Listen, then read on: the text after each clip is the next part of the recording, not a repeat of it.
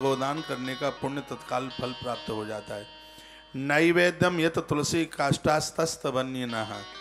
अब आप मानेंगे नहीं, इसमें तो ये लिखा है जिस स्त्री पुरुष के कंठ में तुलसी नहीं है उसके हाथ का लगा हुआ भोग देवता कभी स्वीकार नहीं करते। चाहे जितने 56 भोग, 156 भोग, 550 भोग, चाहे जितना रख लिए। ए डमरुआ सुन लो, सोने से फुर्सत नहीं है। वर्णन किया गया है कि जिनको कंठ में तुलसी नहीं है, तुलसी के प्रति जिनकी श्रद्धा नहीं है, ऐसे स्त्री पुरुष देवताओं को भोग लगाते हैं, भगवान कभी भी उनका भोग स्वीकार नहीं करते। तुलसी को बढ़ावा दीजिए, तुलसी की महिमा समझिए, तुलसी मां का आदर कीजिए। क्या वर्णन किया गया है? जो नैवेद्य तुलसी की, देखो इसमें एक बात लिखा है, भगवान को भोग लगाया जा रहा हो, वो भगवान के लिए, भगवान की रसोई बनाई जा रही है, भगवान के लिए भोग बनाया जा रहा है। तो इसमें वर्णन है कि तुलसी की लकड़ी जलाकर उसके ऊपर ठाकुर जी का प्रसाद, प्राण प्रतिष्ठित मंदिर में जब पहली बार उसका प्रतिमा का भोग लगाया जावे तो उस प्रतिमा का भोग लगाने के लिए जो प्रसाद बने, चूल्हे पर तुलसी की लकड़ी जला करके उस भगवान के लिए भोग बनाया जाए। भगवान महादेव कहते हैं उस भोग को भगवान को यदि समर्पित किया जावे तो सुमेरु पहाड़ की तरह उसको अक्षय फल की प्राप्ति हो जाती है।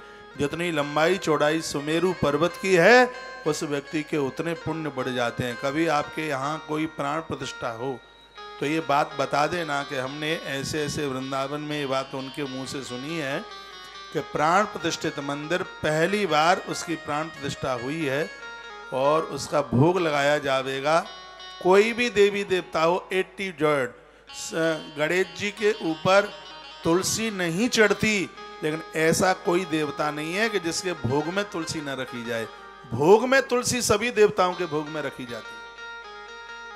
तो वहां बता देना जहां कहीं मंदिर प्रतिष्ठा हो रही है, कहा ना कि हमने ऐसे ऐसे सुना है, प्रमाणित बात सुनी है, नवीन प्रतिमा है, प्राण प्रतिष्ठा हुई है और उसका पहला भोग लगाया जा रहा है, तो चूल्हे में तुलसी की लकड़ी जलाकर उसके ऊपर प्रसाद बनाया जाए और उस प्रसाद का भोग भगवान को लगाया जावे तो सुमेरु पहाड़ की लंबाई चौड़ाई जितनी होती है, व्यक्ति के पुण्य सुमेरु पर्वत के बराबर इतने लंबे चौड़े, इतने बड़े हो जाते हैं, उनके पुण्य इतने बढ़ जाते हैं। जो मनुष्य तुलसी की अग्नि से श्री भगवान को दीपक जलाता है, तुलसी की अग्नि, अब तुलसी की अग्नि कैसे?